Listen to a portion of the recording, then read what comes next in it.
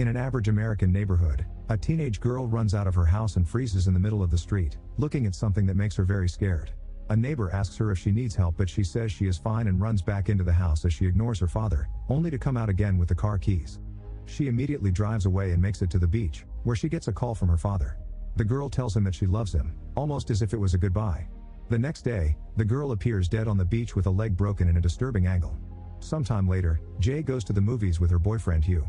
While waiting, they play a game that involves watching the people around them, and Hugh points at a lady in yellow in the back. Jay doesn't see her and wonders if Hugh is trying to prank her, but now Hugh is clearly uncomfortable and wants to leave. On their way to the car, Jay tries to ask if the person he saw was an ex, but Hugh denies it and just says he feels unwell. Afterward, they go to have dinner together and the evening goes on as normal without the couple noticing the person walking outside their window. A few nights later, Jay and Hugh go on another date to the beach and their kissing quickly heats up. Jay asks Hugh to go back to the car and they do the naughty, which is the first time for Jay. Afterward, Jay is resting and talking about her dreams when suddenly Hugh uses chloroform to put her to sleep. Minutes later, she wakes up tied to a chair inside an abandoned building. Hugh hasn't even bothered to dress her up again, he is just walking around while telling Jay to remember everything he's about to explain. He claims that someone passed something to him and he's passed it to her by doing the dirty. This something is going to follow her from now on, and it could look like someone she knows or just a stranger in the crowd. At that moment Hugh sees it, so he moves Jay on the chair until she sees it too. There's a naked woman nearby walking toward them. Jay is still confused, but Hugh just keeps going, explaining that Jay has to pass it to someone else to get rid of it. If it kills her, it'll go after Hugh next. The woman enters the building and keeps getting closer, so Hugh drags Jay away as he explains he only did this to make her believe him. The thing is very slow, so they make it to the car and drive away. Soon they make it to Jay's house and Hugh just dumps her in the middle of the street before going away without a word. Her sister Kelly and her friends immediately rush to help her and call the police, causing all the neighbors to come out just to get the gossip. Jay has to tell the cops that it was all consensual and that he never went to Hugh's house because he was embarrassed by where he lived, but she did know the address. Afterward, Jay is taken to the hospital to run some tests. Her body is fine, but the experience has left her with trauma. The cops search the old building and the address Jay gave them, but they only find the chair and Jay's bag. There's no sign of Hugh, the woman, or the car.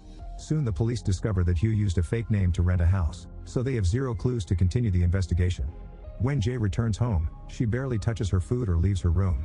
Whenever she's alone in the bathroom, she can't stop staring at herself in the mirror and looking at her privates as if she could magically find an answer. One afternoon she's startled by something hitting the window, but it is just a ball thrown by a neighbor kid. When she finally goes back to her college classes, Jay looks out the window and notices an old woman in a hospital gown walking towards her. There are other people outside, but nobody seems to see her. At first Jay tries to ignore her, but she gets too nervous and decides to leave the class, which is noticed by Greg. In the hallway, the old woman continues to follow Jay as she walks right in front of people without being seen. Getting scared, Jay rushes out and drives to the shop where Kelly and their friend Paul work. They don't believe something supernatural could actually be happening, but Paul still offers to stay the night in the sister's house as a guard. Since it's obvious he has a crush on Jay, they decide to invite their friend Yara as well. That night, Jay can't sleep, so she joins Paul on the couch to watch some TV. They chat about all the time they spent together as kids and the fact they were each other's first kiss. Suddenly they hear glass breaking, so Paul checks the kitchen to find a broken window, however he doesn't see anybody outside. Paul goes to wake Kelly up to call the police, and a worried Jay goes to the kitchen, only to find a half-naked woman walking towards her as she pees herself. Terrified, Jay screams and runs upstairs to lock herself in her room. Paul and Kelly come to check on her and swear they haven't seen anything, so Jay opens the door for them and has a breakdown. As the duo tries to comfort her, someone else knocks on the door. They open it to find Yara, but suddenly a creepy-looking man appears behind her and comes into the bedroom. Screaming in horror, Jay escapes through the window and finds a bicycle outside that she uses to get away. This is seen by Greg again, who is nearby in a car with his date. After riding as fast as she can, Jay makes it to the park and sits on a swing while looking around for potential attackers. At that moment she sees some shadows among the trees, but it's just her friends, and Kelly hugs her to comfort her. Soon they're joined by Greg, so they tell him about the break-in and Jay concludes she needs to find Hugh. Greg agrees to help, and the next morning, he drives the group around town to try to find Hugh. They make it to the house he rented and notice he hung lots of cans and bottles on the windows as an improvised alarm to know if someone breaks in. There's also a ton of medicine in the bathroom cabinet. In the attic, Jay notices a hole in the newspapers covering the window and looks out, only to quickly pull away when someone walks by. Paul finds some dirty magazines and lots of used tissues near a mattress. Inside one of these magazines there's a picture of Hugh with his old girlfriend, who is wearing the school jacket. Later Greg and Jay go to the school from the jacket, and with the help of a secretary, they discover Hugh's real name is Jeff and get their real address. The group drives to his real house and Jay is shocked to meet Hugh's mother because she looks like the naked woman from the other night. Hugh accepts to chat with the group and tells them that even if the thing is following Jay, he can still see it. There's nothing they can do except pass it on, so Hugh advises Jay to do the dirty with a new partner. Greg doesn't believe any of it and Hugh gets angry, reminding them that he's in danger too.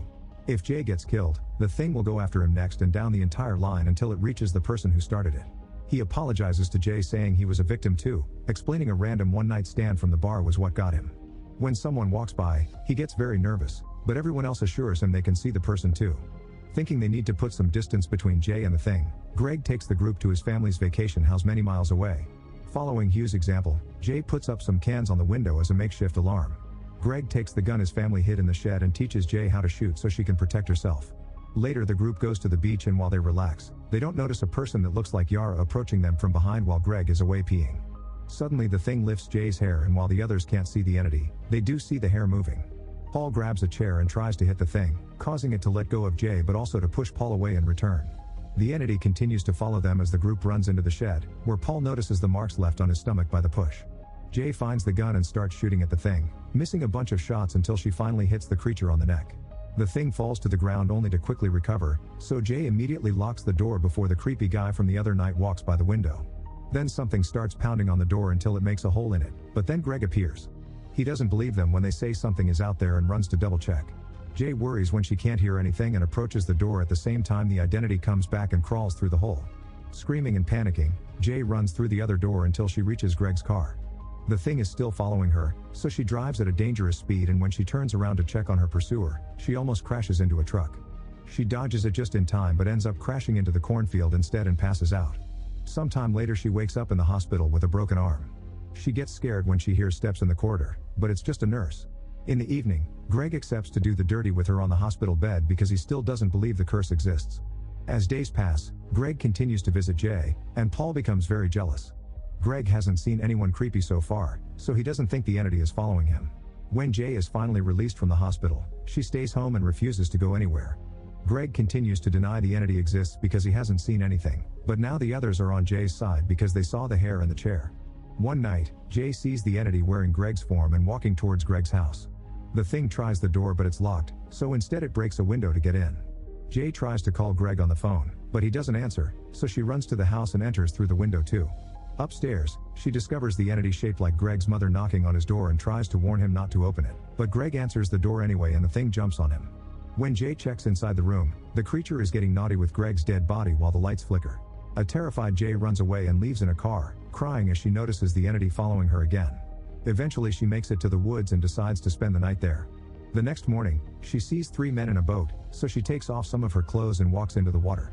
When Jay returns home, the sisters sleep in the same room with Yara for safety.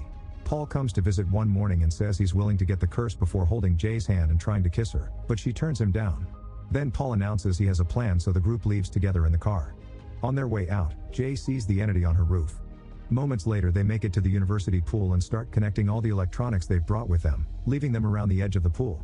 Jay gets in the water and for a few hours, the group just waits while a storm rages outside. Eventually the entity shows up looking like Jay's dead father but doesn't get into the pool, just walks around it.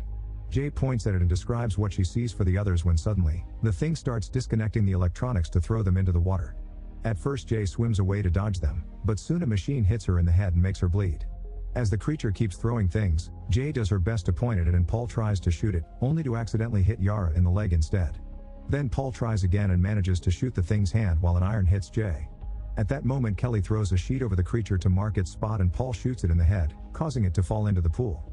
Jay tries to swim away, but the thing pulls her down by her ankle, so Paul opens fire again.